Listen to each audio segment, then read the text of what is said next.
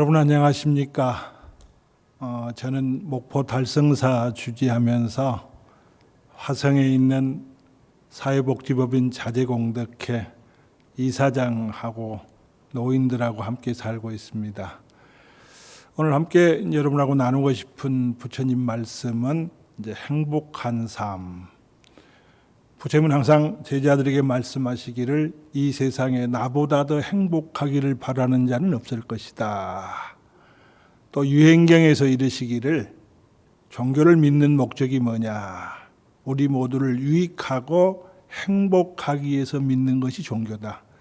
이렇게 말씀하시면서 이제 기원정사에 계실 적에 한 청신녀가 부처님을 찾아와서 부처님 어떤 것이 세상에 제일 가는 행복입니까? 이렇게 여쭙는 말에 10가지로 답을 하신 것을 모은 것이 최상행복경입니다.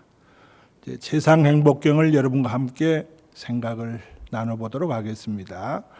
첫째, 언제나 미련한 자를 친하지 말고 지혜 있는 자를 가까이 하고 존경할 만한 일을 닦아 배우라 그러시거든요.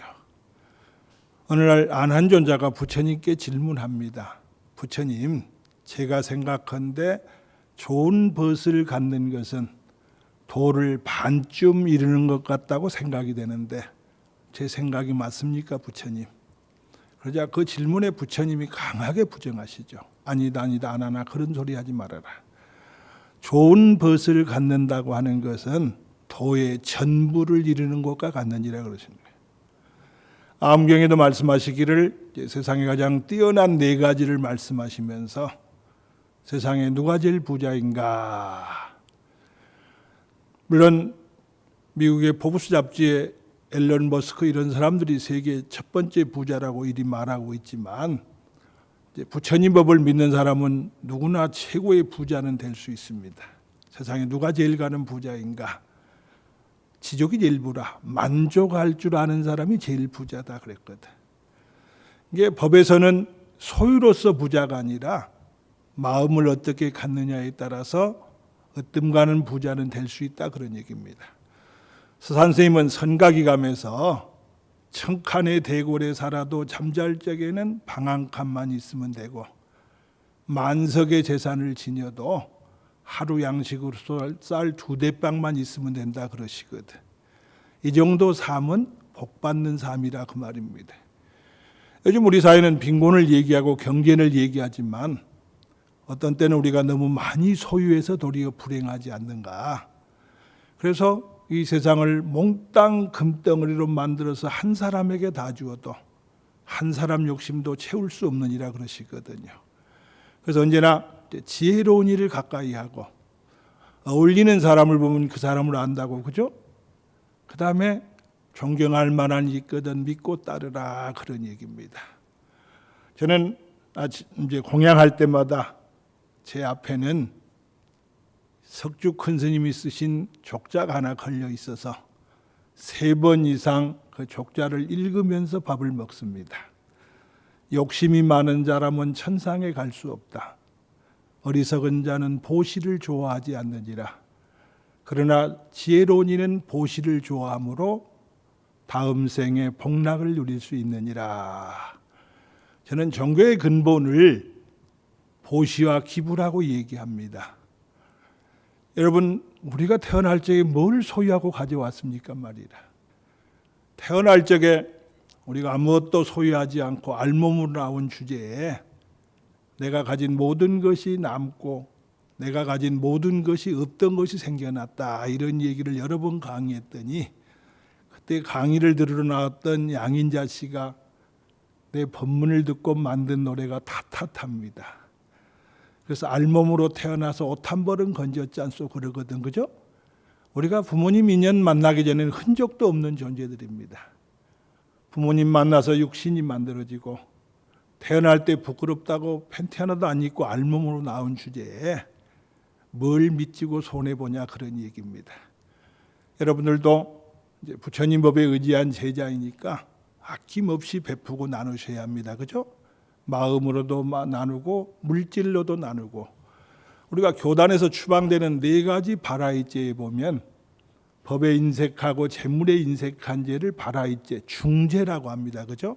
그래서 여러분이 어떻게든 나누는 삶, 베푸는 삶을 가질 수 있는 것이 뛰어난 삶이라는 얘기입니다. 두 번째는 좋은 환경을 얻기 위해서 현세의 선행을 닦아 올바른 길을 닦아 나가라. 이것이 최상의 행복이니라. 스님들이 법문할 적에 가장 많이 쓰는 개송 중에 하나가 전생 알고 싶은가? 나도 궁금합니다. 그런데 경제는 이렇게 나오죠. 욕지전생사거든. 그대가 만약 전생을 알고자 하거든 금생수자시오. 금생에 내가 받고 사는 것을 보면 전생을 알 수 있다 그 말이죠. 현재 우리 삶은 과거 삶의 결과입니다. 내가 복이 없다고 생각할 때는 과거에 복을 못 지어서 그러느니, 또 내가 풍족하게 사는 것은 과거에 복을 많이 심어서 그렇습니다. 결론은 부자이든 가난한이든 금생에 복을 많이 심어야 합니다. 숲을 만드는데 다람쥐가 굉장히 중요한 역할을 한다 그래요. 다람쥐가 한겨울을 살려면 도토리를 7,000개, 8,000개를 땅속에 묻어야 합니다. 그래서 그걸 하나씩 파먹고 겨울을 지내는데 다 못 파먹고 도토리를 파먹지 못한 도토리 알이 그 다음에 싹이 돼서 숲을 만들게 되어 있습니다. 자꾸 성근을 심으면, 여기저기 복독 인연을 심으면 우리가 내생에 좋은 과보가 얻을 수 있다는 마음으로 부지런히 여기저기 선업을 쌓고 성근을 지어야 한다는 얘기입니다. 여러분 아마 세상의 부처님은 복보다 좋은 것은 없느니라 그러시거든. 복은 물에도 떠내려가지 않고 불에도 타지 않고 도둑도 못 훔쳐가고 강도도 못 뺏고 임금도 가져갈 수 없느니라 그러시거든. 욕지 내생사거든. 내생 알고 싶은가? 금생작자시라. 금생에 내가 행하고 짓는 것을 보면 우리가 내생에 어떻게 우리가 갈 것이란 걸 안다 그런 얘기입니다. 저는 아마 내생에 자가용은 좋을 것 할 것 같아요. 왜? 제가 차를 많이 태워준 사람이거든. 한 번은 예전에 지방 가다가 하루에 7번을 태워준 적이 있어요. 그런데 자동차 태워주고 너무 많은 추억을 만들어 놨어요.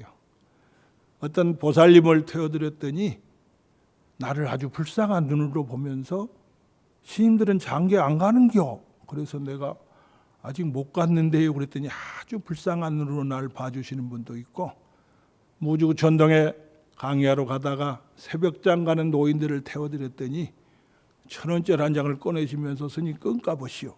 이런 분도 만났고 가지가지 사람들을 만났습니다. 내가 남에게 특별히 착한 일이 아니어서 남에게 조금이라도 도움이 되는 삶을 사는 것, 이것이가 세상을 보람있게 사는 방법이 아니겠어요? 그죠? 그래서 부처님은 늘 베풀라. 또 우리가 베풀라 그러면 저도 베풀고는 싶은데 돈 없는데요. 없어서 못 베풉니다. 이런 말도 하는 분을 많이 만나죠. 그죠?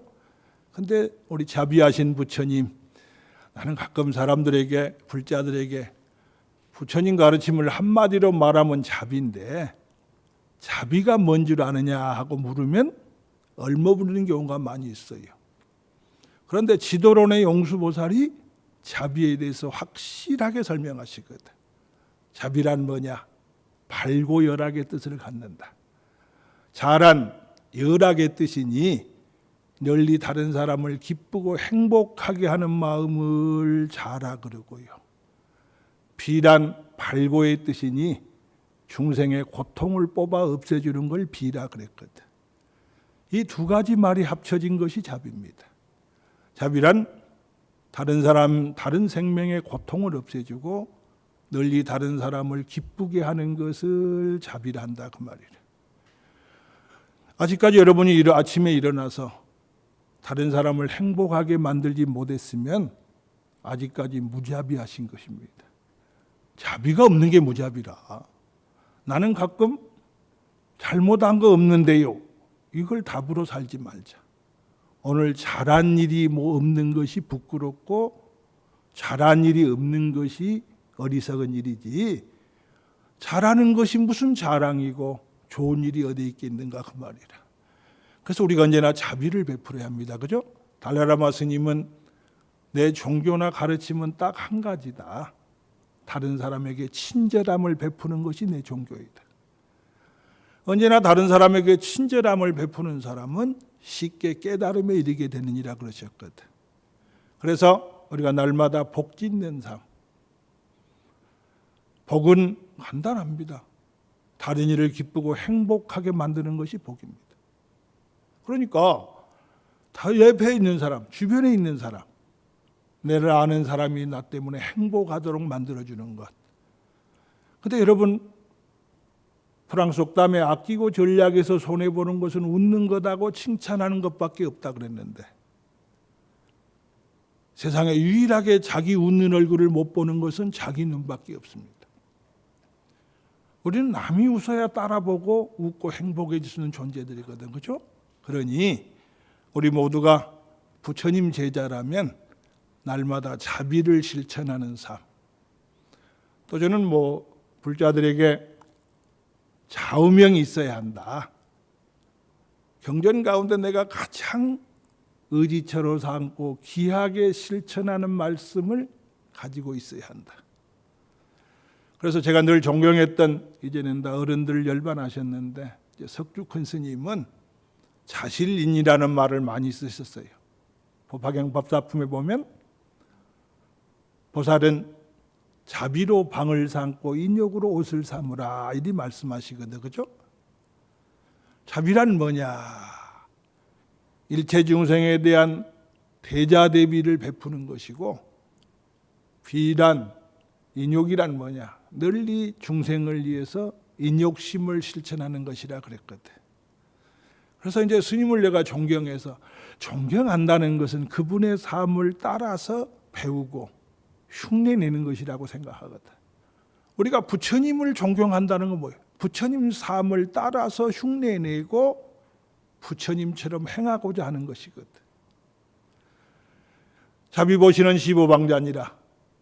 자비심으로 베푸는 보시야말로, 법왕자란 말은 부처님 제자란 뜻이니까. 인도 가면 1년에 제가 성도제의를 부다가에서 꼭 지내고 오기를 10몇 년째인데, 인도 가면 제가 거의 재벌 대접받습니다. 일부러 제가 달러로 주기는 벅차고 해서 루피로 바꿔서 주변에 달라고 하는 사람 한 사람도 안 빼고 모두 좀 주려고 애를 씁니다. 또 어떤 이들은 가이드도 그렇고 주지 마라 그럽니다. 그죠? 그런데 내가 그렇게 얘기하죠. 저는 나이가 있으니까. 우리 예전에 미군들 보고 6.25 전쟁 이후에 초콜릿 기부미하고 얻어먹고 졸졸 따라다니던 세대들입니다. 그렇다고 지금 먹고 살만하니까 요즘 누가 그 짓 합니까? 그죠? 그러니까 너무 많은 생각은 오히려 착한 일을 못하게 만드는 것 같아.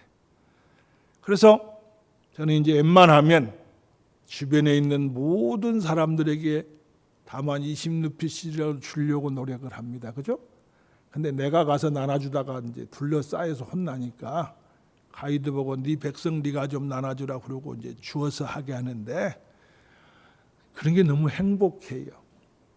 제가 미얀마를 2번 갔는데 첫 번째 갔더니 미얀마 법당에는 불전함이 워낙 많아가지고 법당에 여기저기 사면에 여기저기 놓여 있어서, 2번째 갈 때는 내가 한 군데도 안 빼고 좀 다 불전함에다 꼭 넣고 와야겠다 그러고 마음을 내고 갔는데, 한 1000불을 바꿔서 넣는데 다 못 넣는 것 같아서 미얀마 다시 가야 할 것 같아. 그런 것도 별건 아니지만 하여튼 널리 날마다 선행을 닦아서 널리 날마다 베풀도록 노력하라 그 말이라. 근데 부처님은 또 베풀라 그러니까 돈 없으면 못 주는데요. 그러니까 나온 유명한 법문 다 들어보셨죠. 무제칠시라. 돈 없이도 베푸는 7가지 보시가 있다. 눈으로도 베푼다. 다정한 눈빛으로 보라. 얼굴로도 베풀 수 있다. 웃어줘라. 저는 이렇게 말하죠. 세상에 제일 잘난 얼굴은 웃는 얼굴이고 제일 못난 얼굴은 찌푸리고 인상 쓴 얼굴이다 그래. 그래서 제가 우스갯소리로 웃는 얼굴은 복상이고 찡그린 상은 죽상이다 그래. 그래서 세상에 가장 못난 얼굴은 인상 쓰고 찌푸린 얼굴이니 얼굴로도 남에게 보시할 수 있다. 웃어줘라. 말로도 남에게 보시할 수 있다. 칭찬해줘라. 마음으로도 복 지을 수 있다. 다른 사람을 마음으로 잘되라고 축원하고 기도해줘라. 몸으로도 보시할 수 있다. 거들어주고 도와줘라. 자리로도 남에게 베풀 수 있다. 양보해줘라. 방사시라 방으로도 남에게 행복할 수 있다. 편안하게 주어라. 이런 것은 우리가 돈 안 들고도 지을 수 있는, 근데 참 안 되죠. 살아보면 좋은 일은 잘 안 돼. 그러니까 평생 학교에서 좋은 일 가르쳐도 따라 안 하고, 못된 것은 따로 학교에서 가르치지 않아도 자습해서 다 알아. 못된 건 가르치는 스승이 없어도 다 배우고, 좋은 일은 일생을 배워도 잘 안 돼. 마치 산에 살아보면 우리가 먹는 채소나 음식물은 전부 풀 뽑고 거름 주고 가꿔야 하는데 잡초는 어찌 그리 잘 자라는지. 그러니까 나는 수행을 우리 마음의 잡초 뽑아내는 거라고 생각을 해. 날마다 잡초 뽑지 않으면 채소나 음식물을 먹을 수 없는 것처럼 우리 마음속에 무명이나 번뇌, 망상, 어리석은 생각을 날마다 우리가 뽑아내지 않으면 우리 마음은 자꾸 잡초가 우거지듯이 어리석은 쪽을 향해서 가는 게 아닌가, 그런 생각을 해볼 때가 있습니다. 세 번째는 학문과 기술을 배우고 항상 바른 말을 하라. 여러분 아마 시박 참회 중에도 보면 몸으로 짓는 죄 3가지, 마음으로 짓는 죄 3가지, 근데 말로 짓는 죄가 4가지가 됩니다. 그죠? 거의 모든 다툼과 어리석음이 말로 일어난다 그 말이라. 옛글에 언출여전 불가경발이라, 말의 화살을 가볍게 쏘지 말아라. 1인 입이하면 한 번 사람 귀에 박히면 인력난발이라, 사람의 힘으로는 뽑아낼 수 없다 그랬거든. 말할 때는 그 팔정도 가운데 정어가 바로 그런 부분이죠. 그죠? 그래서 악구양설 망억 기여를 안 하는 것이 우리가 올바른 말을 하는 일입니다. 나는 언어는 그 사람의 인격이라고 얘기하거든. 어쩌다 병원에 가면 자꾸 할아버지 이리 오세요. 내가 멀쩡하게 삭발하고 승복 입고 있으면 스님인 줄 아는데도, 또 어떤 녀석은 아버님 이리 오세요. 그러면 내가 언제 저놈을 낳아놔서 저놈이 날 보고 아버지라 그럴까? 그러게 돼요. 그죠? 언어란 그 사람 인격의 표현입니다. 우리가 말 잘해서 뺨 맞는 일이 없다고 하는 옛말처럼, 그래서 우리가 유마경에 보면 보살이라, 화내어라, 웃는 얼굴 사랑스러운 말을 하는 이가 보살이라 그랬거든. 찌푸리고 인상 쓰면 보살의 모습이 아니고, 상대방에게 속상하고 원망하는 말을 하면 보살의 말이 아니라 그 말이라. 그래서 웃는 얼굴 사랑스러운 말을 하는 이가 보살이라 그랬거든. 일본 수필의 원조라고 하는 요시다 겐꼬라고 하는 스님이 쓴 책에 보면 미녀가 되는데 3가지 조건이 있다. 이걸 보시고 여기 나오신 분들도 전부 기억하시면 좋아. 미녀가 되는데 3가지 조건이 있다. 첫째, 언제나 웃을 것.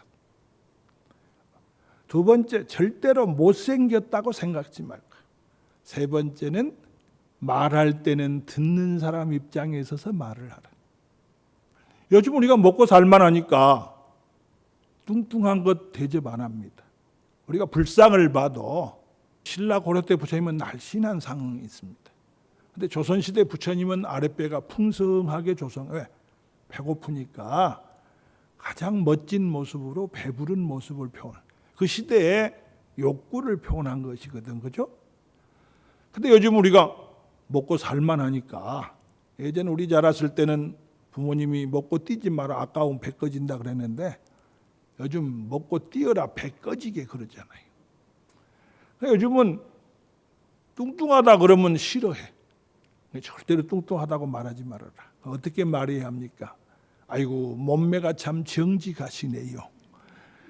정직하다는데 어떡할 거예요, 그죠? 그래서 듣는 사람 입장에 있어서 제가 강진에 사는데 노인복지센터를 내가 좀 맡아가지고 우리 졸업생 비구인심한테 원장을 좀 맡겼는데 키가 좀 적어요. 근데 행사 때 이제 만났는데 그 직원들이 나랑 그 스님이 같이 있으니까 왜 그런 말을 해? 꼭 고목나무에 매미 묻은 것 같다고. 그 스님 얼마나 평생에 적다는 생각이 들어있는데 속상하, 그죠? 그래서 내가 그랬지. 야 임마, 땅에서 재니까 하늘에서 재면 저 스님이 훨씬 나보다 크다. 내가 중심이 아니라 듣는 사람이 어떻게 듣겠는가를 생각하고 말하라, 그 말이래. 그래서 이제 학문가 항상 기술을 배우고 항상 바른 말해라. 근데 이제 바른 말하고 정직한 말하고 약간 차이가 날 때가 있어요. 세상에 제일 웃기는 말이 뭐예요? 노인 보고 젊어졌다는 말, 말도 안 되는 소리거든. 그런데 정직하게 말하니까 아이고 노인 팍싹 늙으셨네요. 또 그런 말 하면 안 돼. 상대에게 어찌하는 생각을 갖게 해서는 안 되니까, 그죠? 네 번째는 부모에게 효도하고, 이건 뭐는 백행지 근본이라. 반야경에도 은혜를 입고 갚을 줄 모르는 자는 사람이라고도 할 수 없다 그랬거든. 그러니까 사람이면 은혜를 입었으면 갚으려는 마음을 갖고 크게 갚으려고 노력해야 한다, 그 말이라. 이제 얼마 안 있으면 절에서는 7월 백중, 7월 백중은 선망부모, 나는 은혜 갚는 날이라 그러거든, 그죠? 지금 나를 있게 해주는 조상님들에게 은혜를 갚고 그 은혜를 입지 않는 마음을 돌이켜 생각하는 게 백중날이라고. 그래서 이제 백중기도하고, 이제 원래 백중의 뜻은 따로 있지만 불자들은 다 함께 기도하고 선망부모를 천도하는 날이 백중이거든, 그죠? 그러니까 살아서는 효도하고 죽어서는 이렇게 추모하고 그분들이 좋은 곳에 태어나기를 축원하고 기도해야 한다, 그 말이라. 항상 남에게 방해되지 않는 직업에 종사하라. 우리 부처님은 그 시절에 이런 말씀하셔. 잘 되는 가게 옆에 가게 내지 말아라. 한때 우리나라에서 빨리 정년퇴직하고 제일 많이 했던 게 치킨집. 그죠? 근데 그것도 총량이 있어서 적정량을 해야 서로 먹고 사는데 잘 된다 그러니까 너도 나도 해가지고 다 안 되게 되는. 요즘은 또 망하려면 카페 하라 그런다네. 전국적으로 카페가 그렇게 많대. 참원만 해서 한이 맺힌 민족인지 말이에요, 그죠? 그런데 우리가 부처님 말씀에 그때도 경제적인 말씀을 하셔. 잘 되는 집 옆에 가게 내지 말아라. 그러니까 남에게 방해되지 않는 직업에 종사하라. 남에게 방해되지 않는 직업은 여러분 팔정도에도 보면 정명, 올바른 직업에 종사하라 그랬거든. 우리가 보시하면 다 좋은 것으로 생각하지만 보시에도 복을 못 받는 보시도 있다. 남에게 무기를 주는 것은 보시에도 복이 안 되느니라. 술이나 담배나 마약 같은 것은 줘도 복이 안 된다 그랬어요. 왜? 도리어 다른 사람에게 지혜를 없애고 건강을 해치게 만들고 사회 공익을 해치게 만드는 것들이 이런 것이죠, 그죠? 그래서 술 사주는 건 보시 아닙니다. 또 그런가 하면 담배 남 주는 것도 보시 아니에요. 그런데 남자분들 중에 어른분 중에 요즘 담배 피는 이가 많이 줄어가긴 하지만 저는 절대로 담배 피지 말라 그래요. 오래전에 내가 봉원사 일요법회 가가지고 담배 피는 서방님하고 사시는 보살님들 딱 두 가지 할 일이 있다. 못 피게 막든지 빨리 도장 찍든지 희망 없는 사람하고 살지 마라 그랬더니 끝나고 나왔더니 어떤 거사님이 날 보고 법문 너무 과격하게 한다고. 내 얘기는 도장 찍으란 얘기가 아니라 그런 마음으로 가족이라면 상대방이 잘못할 때 끝끝내 권해서 잘못을 못하도록 막는 게 가족이지. 포기했다. 할 만큼 했다. 그건 난 가족의 태도가 아니라고 생각해. 교육학에서도 태도를 바꾸려면 자꾸 반복해야 한다 그래. 할 때마다 잘못이라고 말해서 끊게 해야 합니다. 제가 목포에 가서 목포 불교대학을 만들어서 운영하고 있는데요. 거기에 나오시는 거사님 한 분이 초등학교 5학년짜리 딸을 데리고 나오는데 담배 피다 나한테 걸렸어. 그래서 내가 딸한테 네 아빠하고 오랫동안 같이 잘 살려면 담배 끊어야 한다 그 말이라. 자기도 해치고 남에게 피해도 주는 것이 그런 행동들이니까 이런 것은 우리가 절대로 해서는 안 된다 그런 얘기입니다. 그죠? 다섯 번째, 이타적인 정신과 고결한 생활로 가족에 대한 책임을 다하고 항상 자기 업무를 반성하라. 여러분, 이제 기도가 그러면 이제 일반적으로 우리가 기도한다 그러면 마치 부처님께 무엇을 들어달라고 부탁하고 당부하고 이걸 우리가 기도로 일반적으로 알고 있습니다. 그죠? 근데 경전에 보면 기도란 뭐냐? 원력과 참여를 기도를 한다 그랬거든. 원력을 세워서 널리 다른 일을 돕고 기쁘게 하겠다는 마음을 일으키는 게 기도요. 자기 지은 잘못을 부끄러워하고 그런 잘못을 짓지 않겠다고 다짐하는 마음이 기도입니다. 부처님이 뉘우침도 선심이다 그러시거든. 어리석은 자가 어리석은 줄 알면 이미 지혜롭다. 그러나 어리석은 자가 스스로 지혜롭다고 생각하면 그는 정말로 어리석다 그랬거든.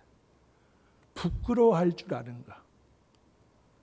미린다 왕문경에 깨달은 제가불자가 깨닫지 못한 출가한 스님에게 예배하는 것이 법에 맞습니까? 맞지 않습니까? 하고 메르난도스 왕이 나가서나 스님에게 물었을 적에 예배하는 것이 법에 맞습니다. 이유는 그들은 깨닫지 못했지만 그 마음에 부끄러운 생각을 가지고 있기 때문입니다. 우리가 부끄럽다고 하는 건 언니가 벗어날 수 있다는 얘기죠. 참회는 우리를 부끄러움으로 만들어서 그죠? 한 발씩 악으로부터 벗어나는 것이 기도입니다 말이다. 여러분, 익힌 습 때문에 머리로는 이해가 되지만 행동은 한꺼번에 고쳐지는 게 아니거든. 자꾸 반복하고 또 참회하고 그래서 언젠가는 스스로 벗어나는 것이 마치 늪에 빠진 자가 손발을 열심히 놀리면 빠져나올 수 있는 것처럼 그래서 우리가 이제 부끄러워하는 것도 기도입니다. 여섯 번째는 악행하지 말고 술 마시지 말며 고결한 품행을 가져라. 이것이 최상의 행복이니라. 악행하지 말라 그랬어요. 악에도 세 가지가 있답니다. 악, 피해를 보면 보복하는 걸 악이라 그럽니다. 대악, 가만히 있는데 해치는 겁니다.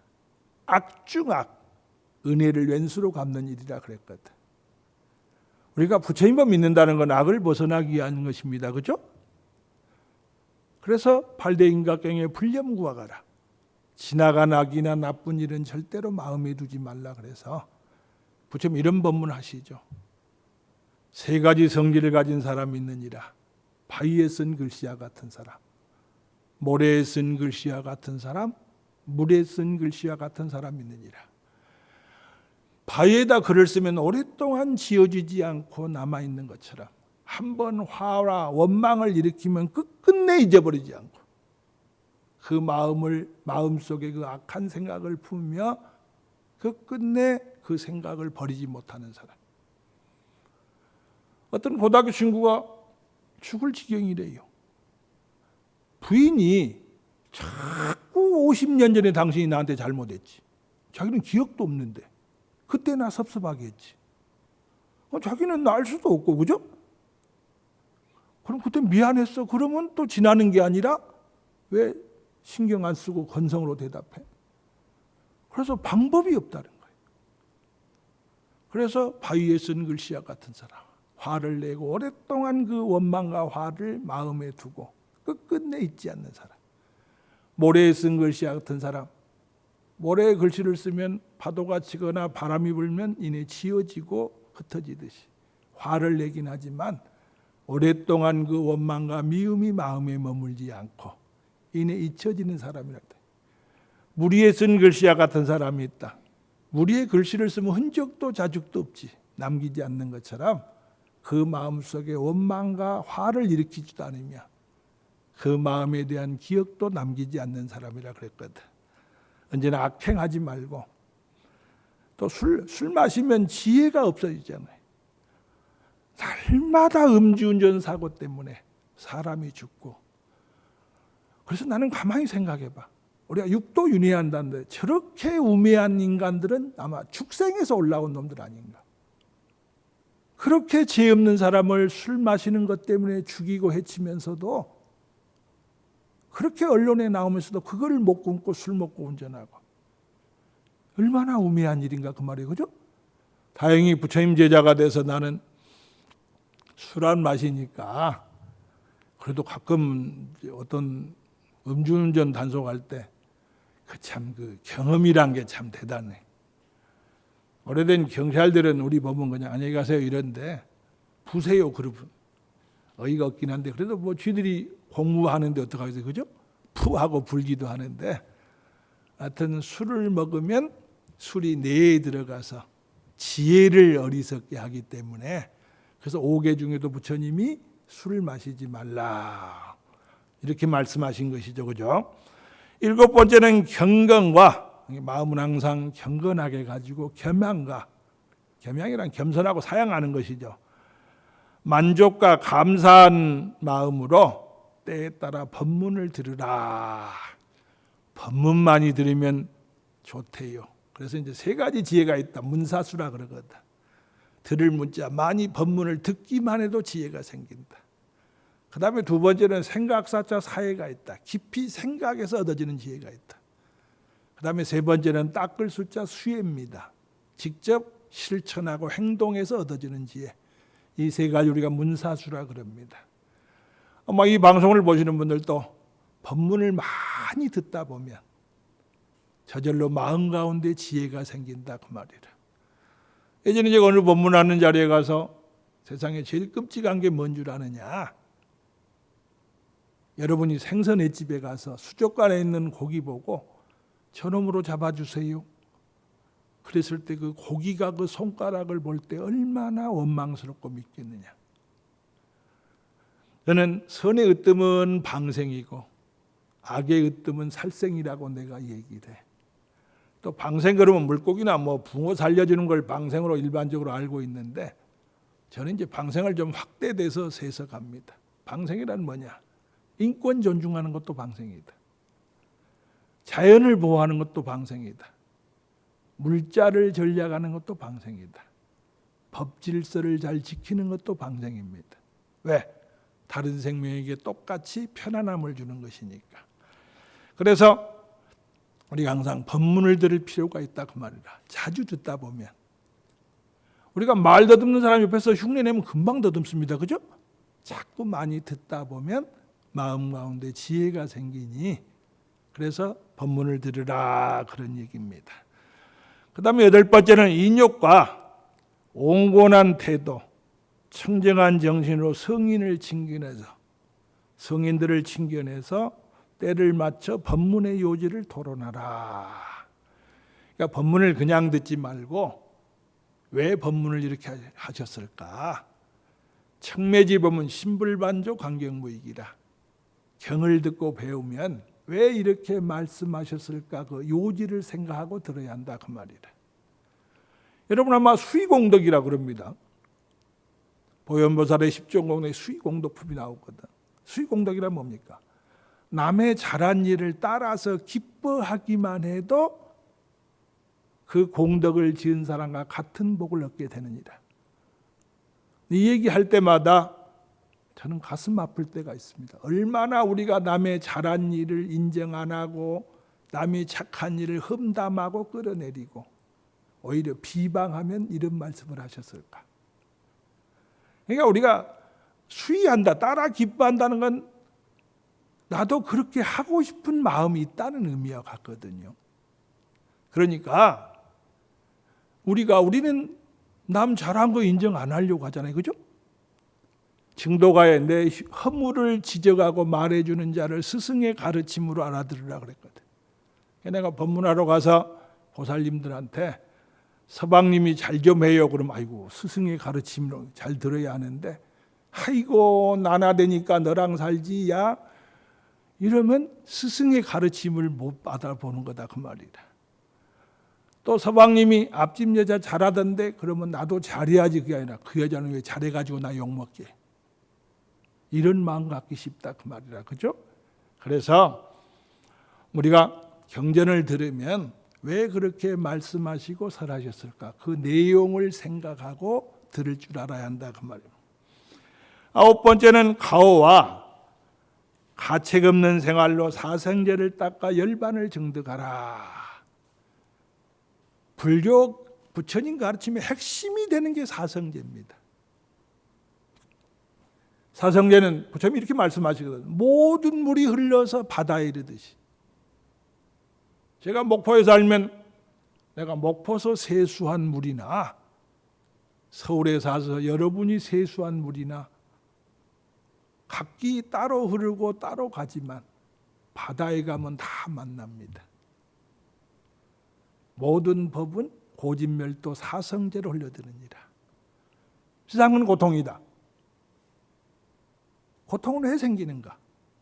나라고 하는 집착 때문에 생기는 겁니다. 그 말. 내 것, 내 소유, 내 몸, 내 가족. 근데 지금은 나이 먹어서 신경도 안 쓰지만 30대 후반쯤 되니까 머리가 자꾸 빠져. 나도 이제 한의원도 가보고 머리 안 빠지는 방법 없느냐고. 나 그때는 지금 생각하면 부질없는 일인데. 그래서 내가 학교에서 점심 공양하면서 스님들 여럿이 있는데 야 내가 머리가 빠져 걱정이다 그랬더니 어떤 스님 하나가 톡 누군지도 기억도 안 나. 아니 스님 삭발하기도 귀찮은데 다 빠지면 개운하니 좋을 텐데 뭐 그러세요. 내 거 아니니까. 우리는 내 것이라는 것 때문에 그죠? 세상에 제일 구경이 잘 되는 게 불구경, 물구경, 싸움구경이래. 근데 저 집에 불나도 구경하겠어요? 남의 거니까. 그러니까 우리는 내 것이 아니면 괜찮아. 내 것이기 때문에.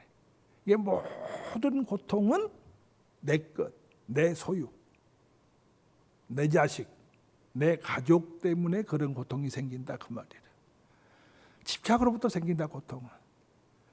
그럼 집착이 없어지면 어떻게 되느냐? 멸성제에 이르게 된다. 니르바나.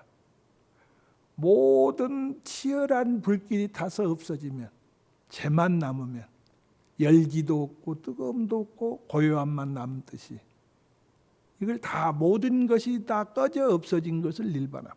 열반이라 그러는 거죠. 이제 스님들이 돌아가실 때 열반이라고 하는 것은 육신의 속박조차도 완전히 없어졌다 그 말이에요. 왜냐하면 마음은 열반을 얻을 수 있지만 육신이 남아 있으면 고통이 생깁니다. 몸뚱이가 있으니까 감기도 걸리고 배고픔도 생기고 그죠? 그래서 이제 육신의 속박조차도 없어서 스님들 돌아가실 때 열반이란 말을 쓰거든. 이런 열반에 이르려면은 8가지 바른 길을 닦아라. 그게 팔정도입니다. 그러니까 불자들이 행해야 할 가장 중요한 행동 지침이 육바람이라고 팔정도입니다. 바로 보고 바로 말하고 바로 생각하고 그 다음에 바른 행위하고 바른 직업에 종사하고 바른 노력, 바른 집중, 바른 지혜를 깨달아야 한다 그 말이래. 이 발정도는 8가지로 나뉘면 전부 연결되어 있습니다. 고구마 줄기 하나뿐은 쭉 따라오듯이 말이라. 언제나 고진멸도 사성제를 생각해서 열반을 등득이 한다. 마지막 10번째입니다. 여러 가지 세상 일에 구애받지 말고 즐겁고 슬픈 환경에 동하지 말고. 그러니까 이제 왜 즐거운가에 슬픈가가 스톱해서 살펴보라 그 말. 지관 멈추고 살펴보라 그런 얘기입니다. 그죠? 항상 냉정하게 그 마음에 불안을 없게 하라. 불안을 없게 하라. 수행자는 이와 같이 수행하면 어떤 처소에 있더라도 남의 구애를 받지 않고 일체처가 극락이므로 불교에서는 염념보리심하면 처처안락국이라 그래. 생각 보리심을 일으키면 머무는 곳마다 극락 아님이 없다 그 말이야. 극락으로 두 가지로 얘기하잖아요. 우리가 죽어서 가는 서방정토 극락, 하나는 유심정토, 마음 가운데 정토도 극락도 있다 그 말이래. 불교를 빗대서 만든 속담은 거의 모두가 우리 약 올리는 속담이 많아요. 10년 공부 도라미탑을 애쓰고 이런 것이 한꺼번에 없었다. 그거 아닙니다. 반대로 해석들 하죠. 10년 공부 도라미타불은 아미타불을 열심히 찾고 부르면 극락에 간다고 열심히 찾고 구했더니 내 마음속에 정토도 극락도 있음을 알았다 그 말이래. 마음에다 놓고 자꾸 밖에서 찾고 구했는데 찾고 보니까 여러분 행복이라고 한 것도 여러분이 살아가면서 돈이 지위가 학벌 이런 것이 행복의 조건이라고 우리 믿었는데 그죠? 하나의 조건은 될지언정 그죠? 완전한 행복은 아니거든 그죠? 그래서 제가 여러분 서두에 부처님이 만족보다 더한 부자는 없다고 얘기했잖아요 그죠? 이게 만족하는 사람은 어디서나 행복할 수 있다 그 말이라. 여러분 이곳에서 만족하면 여기가 극락이고 그래서 말씀드린 것처럼 염념보리심하면 생각 보리심을 머물고 살면 곳곳마다 극락 아님이 없다고 부처님 말씀하시지 않는가 말. 이런 것이야말로 우리를 최고의 행복으로 이끄는 근본이 된다 그런 얘기입니다. 여러분 오랫동안 대단히 고맙습니다. 앞으로도 여러분하고 함께 부처님 지혜를 깨달아 가는데 도반이 되고 같이 서로 얘기할 수 있는 그런 자리에서 여러분을 또 만나 뵀으면 하는 바람입니다. 성불하십시오.